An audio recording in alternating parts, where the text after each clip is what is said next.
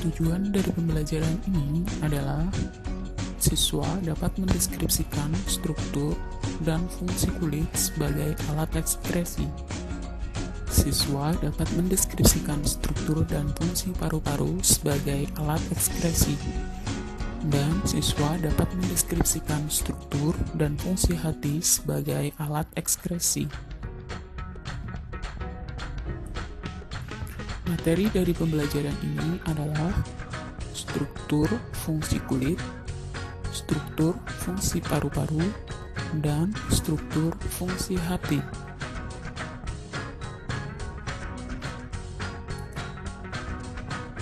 Kulit.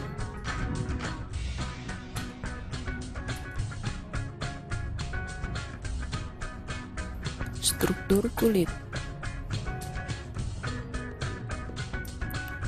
Epidermis, dermis, pori, rambut, folikel rambut, kelenjar minyak, otot penegak rambut, ujung-ujung saraf, kapiler darah, sel-sel lemak.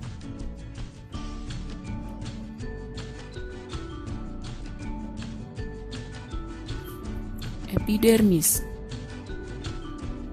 terdiri dari stratum corneum, stratum lucidium, stratum granulosum, stratum spinosum,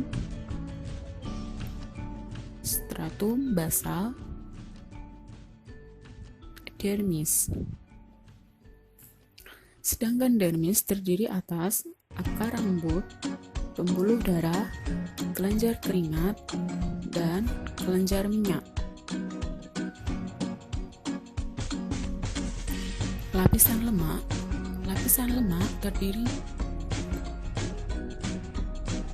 terletak di bawah dermis dan berfungsi sebagai sumber cadangan energi dan membantu mempertahankan suhu tubuh.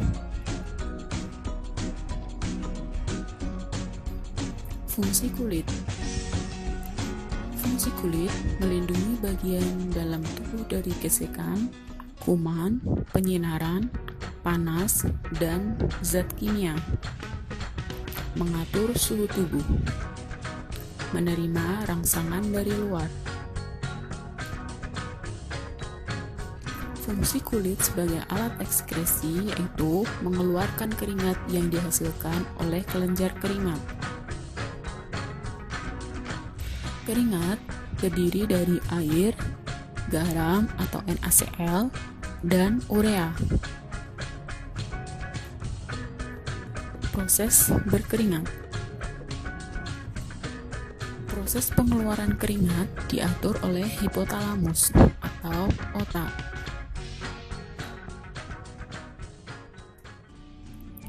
Hipotalamus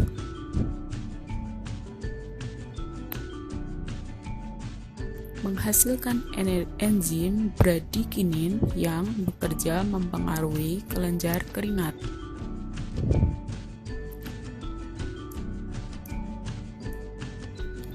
Hipotalamus mendapat rangsangan, misalnya perubahan suhu pada pembuluh darah. Kemudian rangsangan tersebut diteruskan oleh saraf simpatetik ke kelenjar keringat. Selanjutnya, kelenjar keringat akan menyerap air, garam, dan sedikit urea dari kapiler darah, dan kemudian mengirimnya ke permukaan kulit dalam bentuk keringat.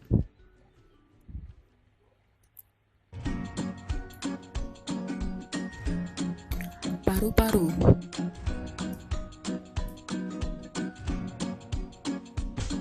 Paru-paru manusia berjumlah sepasang.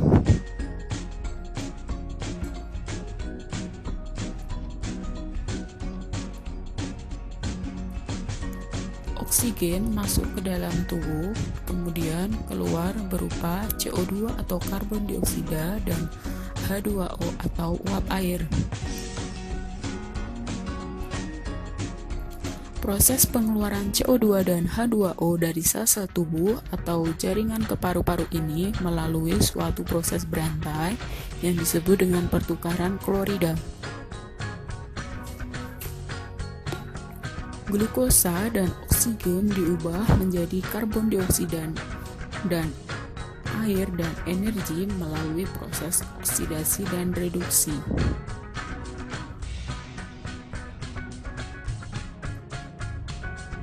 Hati.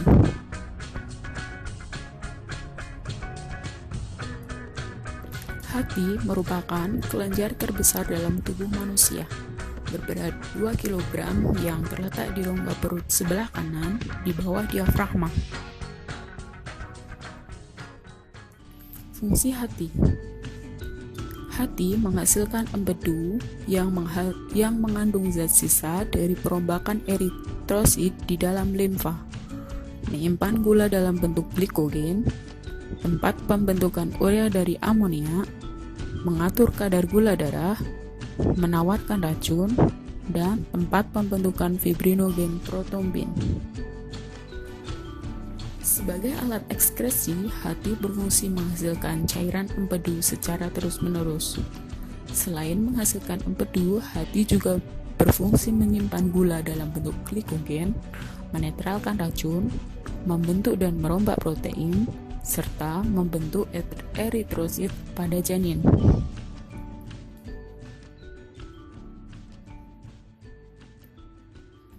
Struktur hati terdiri dari lobus kanan, lobus kiri, ligamen koroner, ligamen sabit, ligamen bulat, kantung empedu.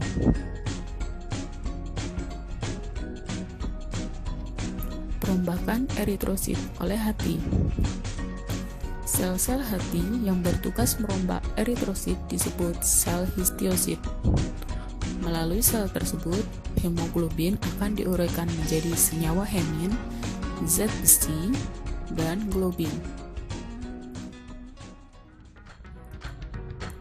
Hb diubah menjadi Fe atau zat bersih, bertahan dan disimpan di dalam hati atau dikembalikan ke sumsum tulang belakang.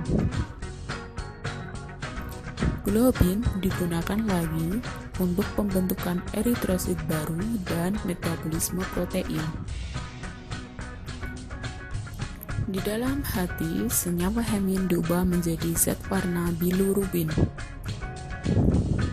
Terdiri dari urolubin yang digunakan untuk proses pewarnaan urin dan sterkobilin digunakan untuk pewarnaan feses. Pembentukan urea di hati. Protein yang dipecah menjadi asam amino kemudian dirubah menjadi NH3 plus H2O plus O2 dan energi. NH3 plus CO2 diikat oleh ornitin kemudian dirubah menjadi citrulline. Citrulline dan NH3 kemudian dirubah menjadi arginin. Arginin kemudian dipecah menjadi ornitin dan urea.